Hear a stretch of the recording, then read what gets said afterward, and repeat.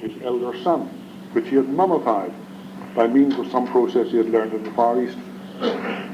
If this doesn't sound much like Maria Edgeworth, it is more than a hint of Wilkie Collins.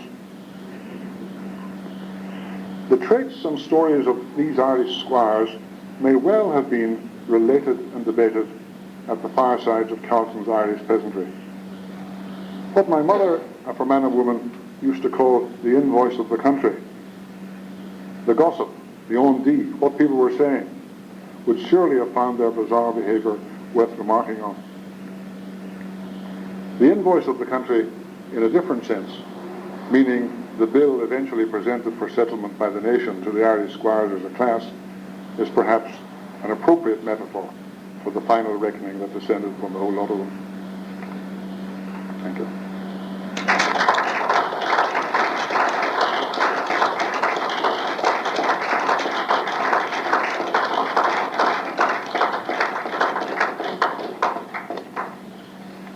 Thank you, Bill, for that fascinating study on the Castle Recreant story.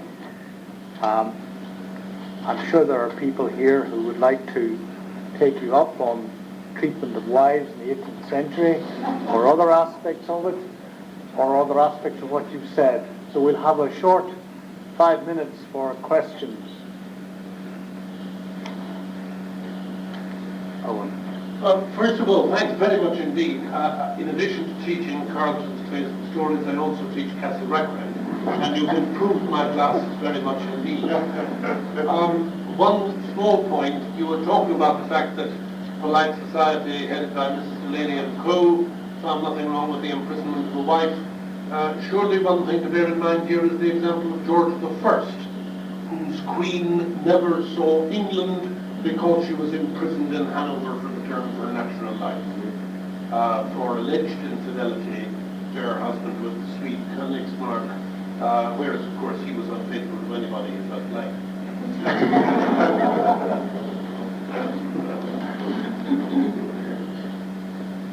Because I'm sure there are other examples one delved.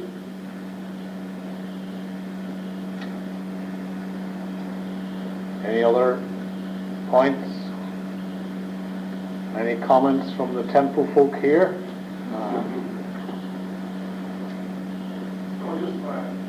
Had a fascinating story about the last wire of Constantine, you know, where he had the assassins, the traveller, or whatever on the day. He then was killed actually where he died. It was probably the next faction. Yes, there's not a great deal in the records about it, but there are some police reports. He quarrelled with his tenantry. I'm not sure whether he actually evicted somebody, maybe sequestrated some goods and sold them off. Anyway, he fell out of the tenantry and acted in a high-handed fashion, and they wouldn't put up with it. He seems to have been that sort of man. He seems to have got a very quick temper. In fact, one of the newspapers relates how he and the Squire of Temple, after the estate was sold off by his father in 17, or most of it was sold off, it came into the hands eventually of William Tennant, former United Irishman, Belfast banker, whatnot, became the Squire of Temple, although where the official squire remained Constantine, but most of the land went to, and Temple House went to Tennant. Well, he and Tennant had exchanges of letters, very friendly at first. Constantine was very anxious to either buy or lease Temple House, keep up the old name. But in fact, he was on his uppers most of the time. In fact, in the debtor's prison in Dublin half the time, and it never came to anything. And somehow or other, Tennant offended him, and the result must be very high words, because they agreed to meet and fight it out. Now, Tennant was a later middle-aged man by that time. Constantine was in his 50s. This was in 1827. And she's getting ladies for jewels. Somebody found out, informed the magistrates, and they were bound over to keep the peace. Didn't let it take place. But Constantine had a very a hair trigger temper and a gun to match it.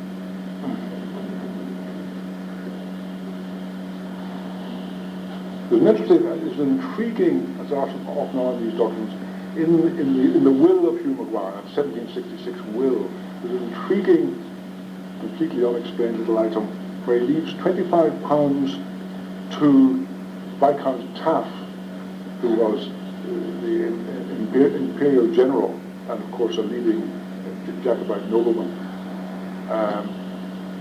£25 for him to pass on to, quote, a certain gentleman in Germany.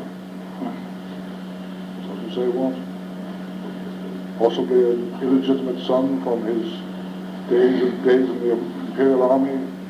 No idea. It's one of those little intriguing things. Clearly, there will never be any explanation. What do you make of the legacy to that and called Maguire also? Servant called Maguire. Well, just that he had a servant who was a kinsman. Yes. That would have been normal enough. Especially if it was a confidential servant of some sort. Things you would not want to go outside the family.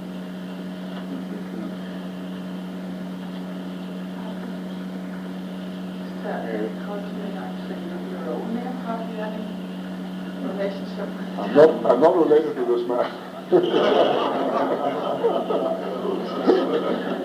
Whether through Germany or anywhere else.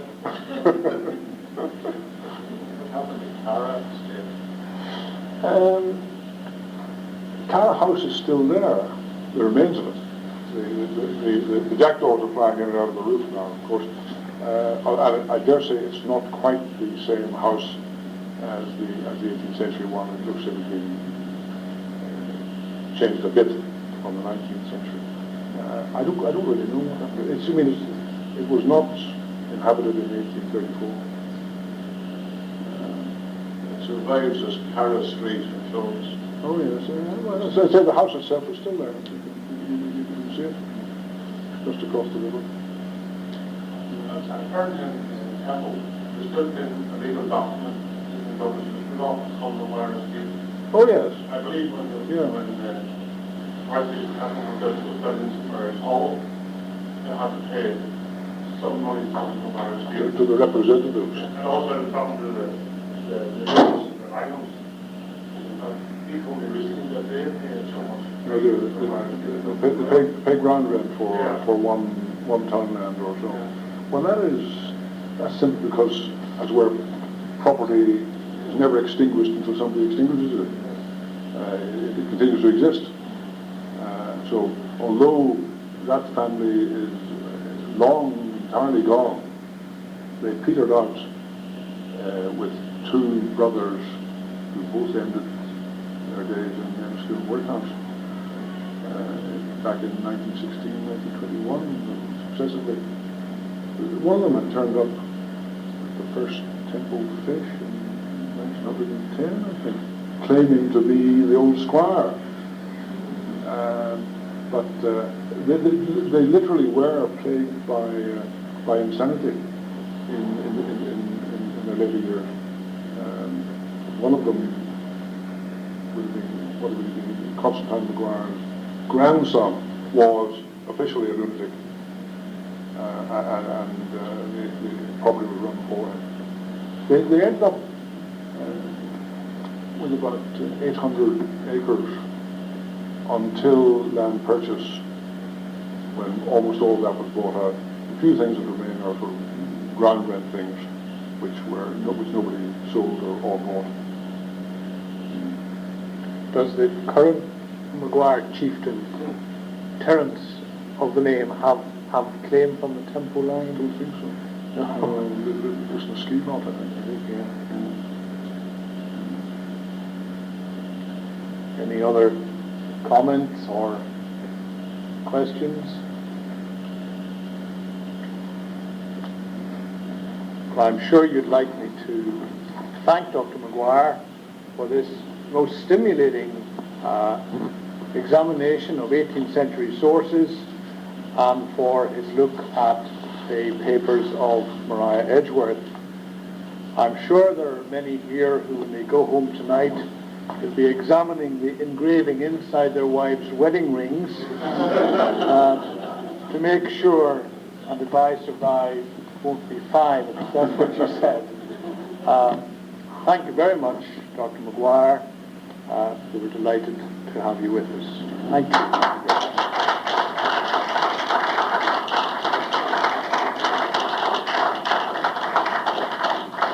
Now, I know we're running slightly late, but I'm assuming, without signals from the committee, that the evening meal is almost ready, and that's the next item I see on the programme. There is a talk on Goldsmith tomorrow to follow up the theme of Edgeworth, Carlton, and the writer in rural Ireland. Thank you very much.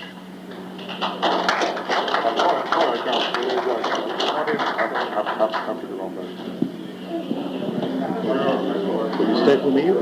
No, I'm not.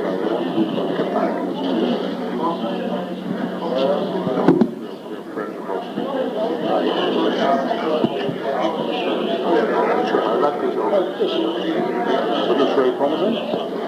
Yes.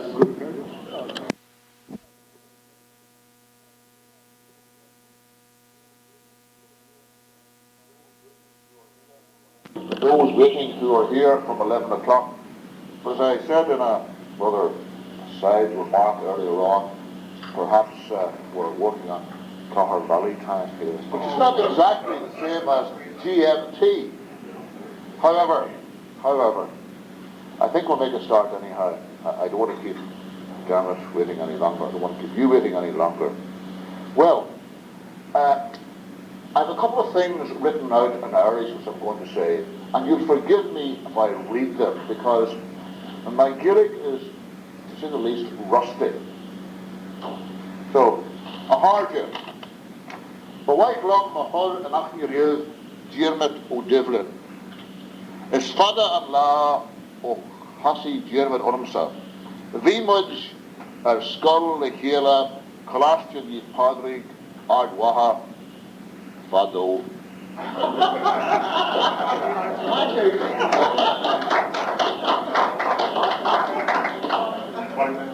Well, ladies and gentlemen, it gives me great pleasure to bring before you Dr. Diarmid O'Divlin from the University of Ulster at Coleraine. Diarmid is an old friend of mine. We met many, many years ago when we were both students of that august school, St. Patrick's College, Armagh. At the time, our interests would have coincided basically about Gaelic football.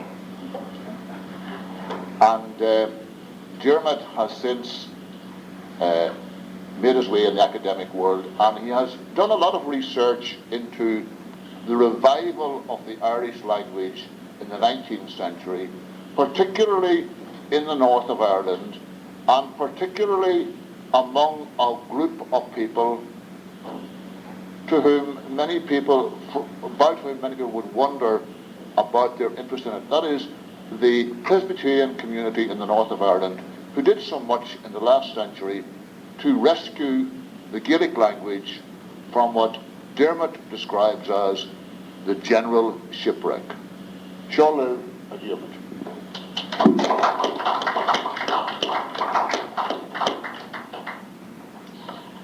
The letter that Arthur Bennett of Forkhill in South Armagh wrote to Robert McAdam in Belfast is this to say: I have a considerable number of this dead treasure preserved from the general shipwreck. For 1 year at least I could send you a song every day and not drain myself out. Bennett, the traditional scribe and poor scholar, had for his time in the middle of the 19th century an unrivaled access to the traditional literature of Ireland. And in these few short lines I've quoted, uses the image of shipwreck, which is in many ways very apt, because it reflects the extent and the range of the materials that were in his vision as he surveyed what had gone before. I only hope that this lecture doesn't turn out to be a shipwreck itself, as such a vast area to cover. I'm trying to cover the nature of the tradition, particularly how it was transmitted and how it came to survive as it did survive right down to our own times. The central theme, I think, of the talk is that the whole idea of continuity is very valuable, and I'm reflecting greatly on what Garrison said himself, put into one of his characters, Luther, I think, in so Shaughnessy going to Maynooth. There's nothing like rural life. The more variety we have in this country, more range of contact, the better we all will be for it.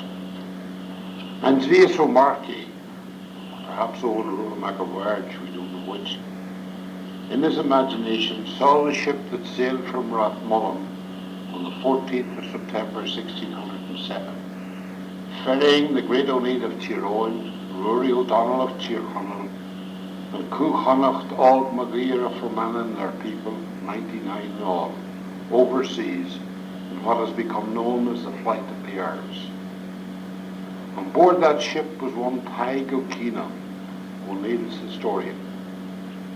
Later in Rome he would sit down in the heat of the Eternal City and pen 135 manuscript pages, giving an account of the places and peoples his lords had passed through, the incidents, big and small, that had happened to them as they made their way across the half of Europe to Rome.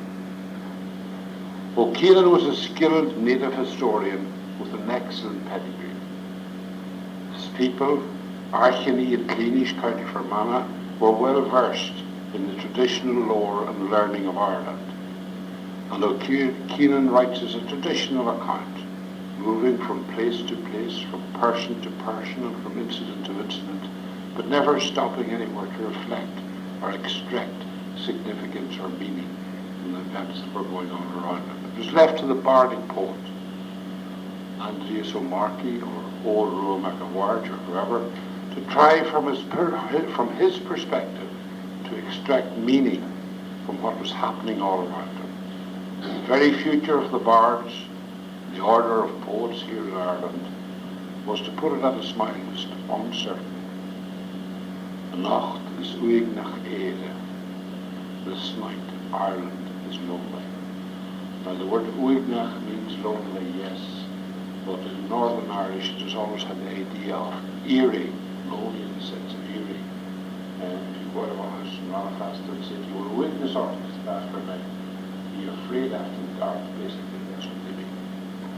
De ver fogra I reve grui afar ze finwan vlug.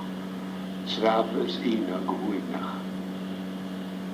The displacement or the expulsion of our true race makes or causes the cheeks of our menfolk and our fair womenfolk to be wet. This is a dwelling place or a home that it is strange to find Wignach or lonely. Die glitter se Griechse vra, grievera chon wat na vile, njart danner nis ru shul, no go geir guioli. There is not heard in this land of Bregia even the doings of a hound of the sons of Mary, nor the voice of an Irish dog. The power of the English is not a fordable stream. Beautiful image. The power of the English is not a fordable stream.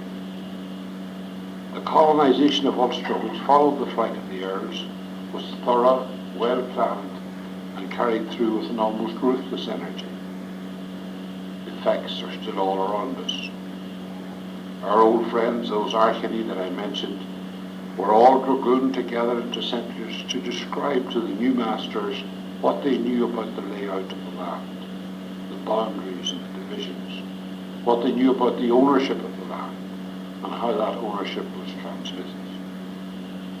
So at Limavady and Dungannon and other places here in the north, they were herded in with others to form juries who would describe what the layout of the situation was.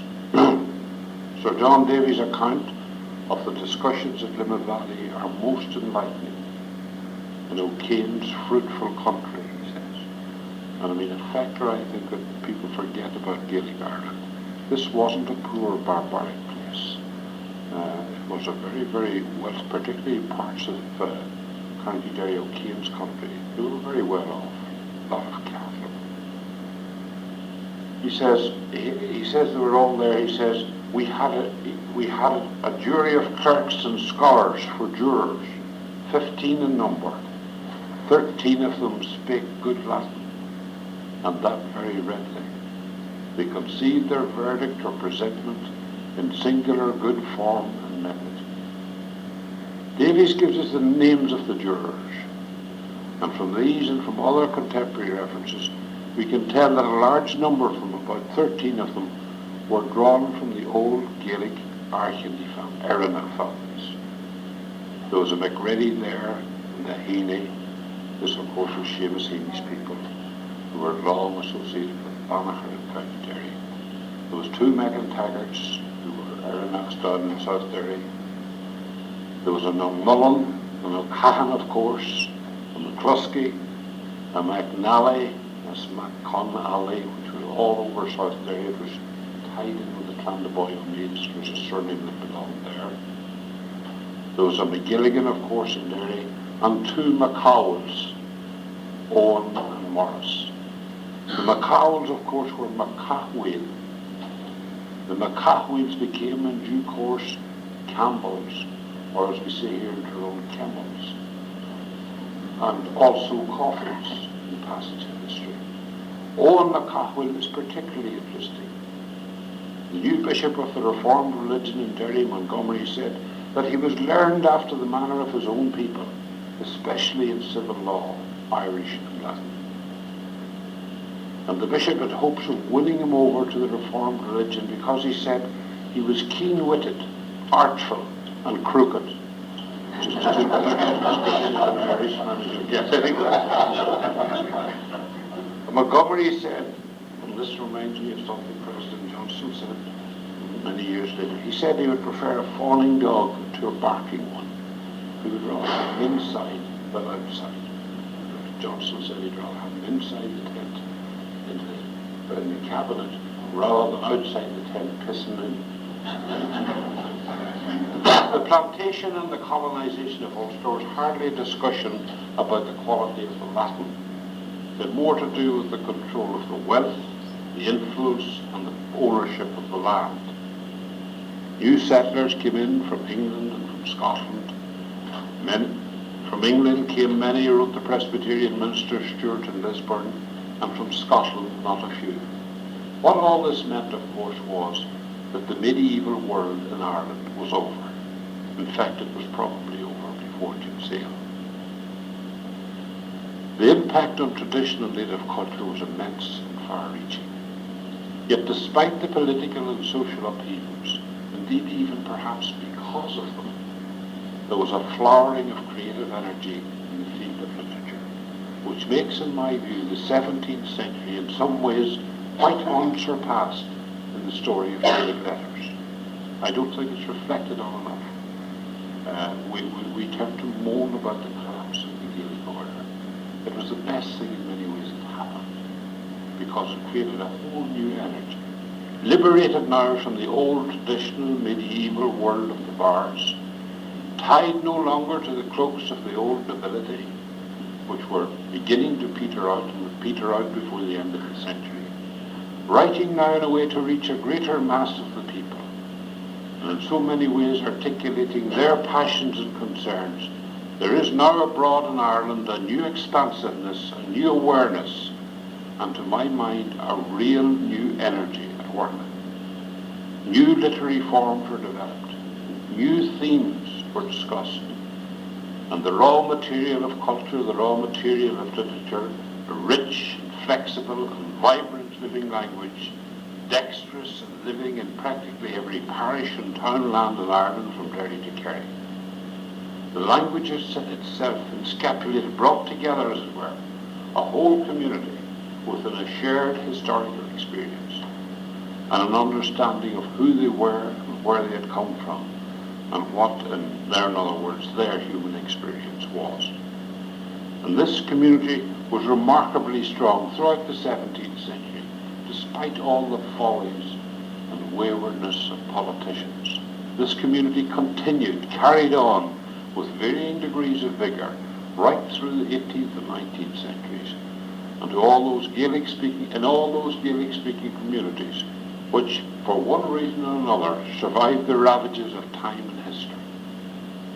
This notion of continuity is, to my mind, crucially important, and is reflected time and time again in the place names that are all around us, in the surnames that we all carry, and in the culture and literary survivals in the Irish language. Once at a police checkpoint in South Derry, when my wife was driving, we were stopped about 200 yards from home, and the wife reached up to get the license, which was my license, but I was sitting in the passenger seat, and the officer looked at the picture and he said, "How long have you been here, sir?" How long have you been in this community? And I had a few whiskies in me, or I wouldn't have been so bold. I said, I looked at Teresa, who's an O'Neill. I said, "In or around 1,500 years now." And he said, "Go on." The 17th century is a tremendous period of change and transformation for the Gaelic community in Ireland. As the well-known political song put it, the Chiani Rir Jana Tantu Gan Yem, worsted in the political game, greatly reduced socially and economically, their status in many ways gone. The literature became the literature of what Professor Shannon Thome has called the dispossessed. And it bursts forth everywhere, all over Ireland in the 17th century as from a powerful stream. It reflects all the discontent, all the indignities, real and imagined, all the reductions that these people had suffered. And what strikes one again and again is the power and energy of the language. And behind all that, of course, the great passion, which is behind all great literature always. Don't have a passion about the thing that we better not to be at all. Hecate, for example, a Dominican priest, was banned by his order from writing in Irish. He was banned from writing, and he was banned from writing from Irish. And he turned on them with a ferocity in about a 15-line poem, which is one of the classics of Irish. The whole I heard yesterday, someone told me yesterday that I'm not to write anymore. Mar scale, this new news from Ireland. O Chiela Chinnis Kirk, Gordort the Clare and Gaelic Hindliach. The clergy don't want Irish anymore. Surka Shave Squirearchy, the polished pleasure of our noble fathers. They don't want it. He does them. The guy is full of passion and it's great poetry by any standards. Or Keating's classic renunciation of physical love. Remember, Keating was an old priest.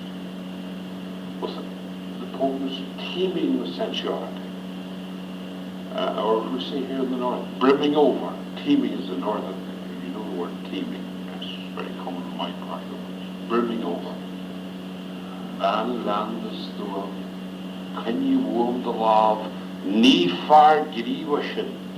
Keithin darra. Keep away from me. Keep your hands away from me. Don't touch, because if you get involved in this physical thing at all, the whole world is collapse. Drud the veil on veil. Dolly and scale the heart. Na beam crass, recrass, cheek on chas, on Paul. What I'm saying is that this is so simple. This is modern Irish. And what I'm going on to say is that kind of thing needs to be represented in the modern world in good, clear, clean texts for young people. And that's how Irish is writing. Not by writing brusque on bin tins.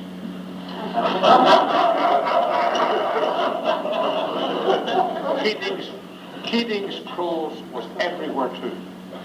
His history of Ireland, his Forest Fascinated, was everywhere in the 17th, 18th, and 19th centuries. Every poor scholar, every priest, every head schoolmaster had access to Keegan through the manuscripts. And they're in majestic prose. These guys were trained minds. It's a majestic flow. He wrote classical Irish, of course, the Irish and the Bards. But again, beautiful prose. And then you have Parliament, Clinia Thomas. These are some of the things that came out of the 17th century, which savaged the lower classes with the kind of invective that you get in Carlton, that you get in other writers, right down to the 19th century. They were, of course, getting above themselves. They were getting up in the world. They were now, under new English law, they had rights that they didn't have before. And they were dressing themselves up to the clothes that the nobility wore. And they were having feasts and festivals. But really, the poet is saying, it was written by a bardic poet, a very bitter bardic poet. Really, the poet is saying, they're a drunken crowd of louts. And they'll do you if you don't want it. That's spilling out all out of the Gaelic world in the 17th century. And what we urgently need is our new editions, carefully geared editions for the next generation of students. Throughout the 17th century, the old bardic schools were going under, and by the middle of the century they were gone. The old aristocratic Gaelic families, many of them now scattered over the great cities of Europe, had lost their influence. And the bards and poets had for the future to fend for themselves. Poetry became, in O'Brother's classic phrase, strides ancient, became the poetry of the street. Language too was cut adrift. The Irish language, one of the oldest vernaculars in Europe, had been standardized in the old monastic church in the 7th and 8th centuries, and again in the 11th and 12th centuries in the bardic schools. The bards had down to the 17th century imposed a standard literary language, and they had imposed it ruthlessly, north and south. Dialect forms were excluded, and only the standardized forms of proper spellings were allowed or permitted in verse. Verse too had to be written in strict syllabic meters. With the collapse of the old Gaelic order, the language was cast adrift, and the whole metrical structures of the poems changed. Poetry for the future became the poetry of the street. The poet now survived if his poem was sung in the local sheepy and was then transferred to manuscript. There was no chieftain there anymore as patron. In many ways, despite the laments of the poets, and despite the whole re-raw that was raised about it, there's a whole new energy and work, and a whole new sense of freedom and of creativity. One factor, however, remains unchanged, and this is crucial in understanding Irish literature at all. In what I would call the Gaelic medieval times, the poet composed, and then the poem was declaimed by a racket, whose business was to recite the poem in the presence of others to the accompaniment of harp music, perhaps. We haven't looked closely enough at the influence of music on these poems either. In other words, it wasn't too unlike the poetry reading today, which are so popular in our own times. Poems were then committed to manuscript, and the Gaelic literary tradition is essentially a manuscript tradition. Even though printing and publishing had come into vogue in the 15th century, the whole idea never really got inside the Gaelic word. There was, of course, one or two exceptions, and I'll come to those later on. But by and large, Irish texts were handwritten into manuscripts by professional scribes, and these were transferred from place to place, from person to person, and from scribe to scribe, and this manner of transmission survived right down to the time of the Gaelic Revival. You still get people in 19th century Ireland copying manuscripts. And you know, if you're a teacher, like I am, students end up by saying to you, how will these guys do that? Because they're flipped out in a book somewhere. There were publishing houses in practically every little town in the country. But there was a conservatism there. There was I don't know what it was. It was probably economic reasons. And it's by way of manuscript, therefore, that the prose stories and the verses made their way around the country. And it's very strange to find up in the north, find in the library in Belfast, for example, in a manuscript that was collected perhaps in Tyrone or Derry, a copy of Parliament of the Marshal, which was written in Kerry, would made its way up. Throughout the Gaelic-speaking world, that was going on all the time.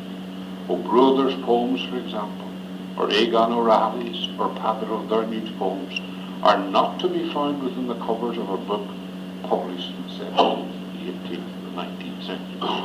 No, they're to be found here and there in manuscript. It's the business of editors to bring the text together in coherent and recognizable form. And even to this day, 75 years after the founding of a so-called independent state, there's still a great deal of basic editorial work of this kind to be done. We urgently need new, clear editions of many of the major poets of the 17th and 18th centuries, and indeed of the 19th centuries. And it's here, I think, at Carton Summer School, where Carton, after all, was published in his lifetime. That it's no harm to make a call now for the funds, for those with the political power and for those with access to the funds, to make it available and to initiate a scheme whereby poets like O'Brother can be available and translated. The text available and translated, properly annotated text available for the next generation. Carton, I presume, wrote in English because, largely because, he had access to publication. He was a native speaker of Irish, he was brought up in Irish. And that really, I think, needs to be done, and it needs to be done rather urgently. If I want to Egan O'Reilly's poems, I have to depend on an edition done by Father Denis about the year 1904. And that's it. Heckhead is his bad. And there are other major poets that have never been touched. And this, I think, is very important. The manuscript is crucial. They're held now everywhere in the world. The great libraries, of course, of Ireland, and the Royal Irish Academy in Dublin, and Trinity College, St. Patrick's College, Maynooth, the National Library in Dublin, in the British Library in London, and indeed in libraries as far apart as Melbourne, New York, and Belfast. Everywhere the Irish went, they brought their manuscripts with them. Paper, handwritten, notebooks, that's what manuscripts are, which gave them access to something of their own literary past, their prose and their poetry, and their historical memory. In many instances, these manuscripts were the last grasp that many of these people had on their home native land. They vary in quality, of course, depending on the materials described therein, the professionalism of the scribe. And remember, scribes were professionally trained. Poor old Arthur Bennett that I mentioned at the start, he went to a school in South Armagh where he was taught how to write manuscripts. Many of them now show the ravages of time. They're dog-eared, soot on them, down-drop on them, jottings by children and people who have nothing better to do, idle hands. But they are a notable feature of Irish social life in the 18th and 19th centuries. German visitor Coyle in the 19th century said that he found them everywhere. They were in the homes of the Irish. A strong feature of the life was the manuscript. They were everywhere, he said, and they were much cherished by the Irish, and much prized by them. And Croft and Croker, writing in the early years of the 19th century, described a scene from rural Ireland of the literary beggarman or tramp, the bacach, making his way from place to place, with his innumerable bags and wallets, and assisted by a long walking pole shod with an iron end and a formidable spike at the end of it. He would lie in the corner of the house all night on a bundle of straw with his bags and his wallets beside him. It's not uncommon, Croker writes, for these men to be men of considerable literary acquirements. They are generally possessed of several books and Irish manuscripts, which they have collected and bear about with them from place to place with incredible fondness. Nor can any money purchase part of their travelling library. Their knowledge of writing renders them acceptable guests to many farmers whose correspondence is often entirely carried out by such an agency. Now you've got to remember that when Carleton was growing up, this is the kind of world he grew up in. Beggarmen and tramps, travelling people who would have with them the manuscript, maybe 2 manuscripts, the Gaelic tales, and these would be read, professionally read at night. The 19th century, of course, they began to read for their own good and their own detriment, I believe, the nation and things like that. And you should be mistaken with their manuscripts, that's another matter. These Bacchi then, with all their tin cans and their accoutrements, with all the clamour and the dreach that went with them, were in fact the first travelling library in Ireland. These fellows moved around carrying the stuff with them. And not only were they carrying the manuscripts, they were carrying a whole imaginative process, a whole tradition of creativity from place to place. Now, many of the scribes weren't creative at all. Many of them were just simply copiers. But at least they were carrying what was the creative literature of the Irish from place to place, from parish to parish. And this is why the stuff ranged all over Ireland. Later in the 19th century, after the famine in particular, when everyone was forgetfulness really the way of life, and there was almost what we Irish call the bold rush, reach a holly, to get away from Irish, to get away from the poverty. When the O'Kynes turned themselves into Barnacles, Nora Barnacle was Nora Meechain. When the McShines all became Johnsons, they anglicised themselves immediately. The McGilla Owens, for some strange reason, became Lambs, or worse, Mondays. The Brocks became Badgers. The McAneenies, for some strange reason of mistranslation, became Birds. All this happening, there was a wholesale and widespread destruction of the literary records of manuscripts all over Ireland, the process of anglicisation. If we go to South Armagh, for example, which was a very strong Gaeltacht, a writer in the first issue of Shanachas Ardwana in 1954 says, the whole-scale destruction of hundreds of Gaelic manuscripts in South Armagh and the surrounding districts within living memory is one of the saddest chapters in the story of the decline of the Irish language. Manuscripts written by Art McCooey, who was a big poet in South Armagh, were used to partial purchases in a shop in Monthill in the last century. Manuscripts written by O'Durneen, who was a major 18th century poet, and who was a beautiful writer. I've seen this. There's a manuscript by in St. Malachy's College in Belfast. Manuscripts written by O'Durneen and McCooey were given as playthings to children in a house in Crosswood and torn up by them as late as 1907. And in the very same issue of the journal, Hugh Kelly of Cullyhanna, who was a local schoolmaster, said, we believe that in no other part of Ireland has such a whole-scale destruction of priceless manuscripts occurred through neglect or ignorance as took place within and around the confines of Cullyhanna parish during the past 20 years. And many other manuscripts that escaped the fire or the dunghill were scattered far and wide beyond all reasonable chance of discovery. They were just thrown and destroyed. If that was the picture in South Armagh, we can be fairly certain that it was the picture in other places as well. Nevertheless, those manuscripts which have survived, these handwritten notebooks, are the source books of practically all the traditional literature that has come down to us in Ireland. And let me make another point. I work in a new university, these awful new universities.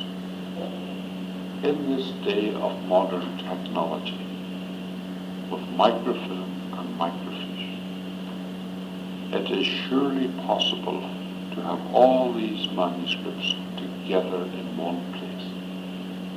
If you're working, for example, as I've been in the past, on a text from County Down, I suddenly discover the guy who wrote the manuscript has another manuscript in Chicago.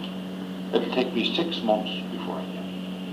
I photocopy it, and then with great reluctance why in the name of God, in this age of technology, can they not all be put together in one centre in the north of Ireland? Because I think we have a right to have access to this source material. The story of the manuscript and its role and the importance in the cultural life of Ireland has been adequately recognised, I believe. I should like to stress here a couple of general points about it which I think are important. He or she who had access to a manuscript had in fact access normally to an anthology.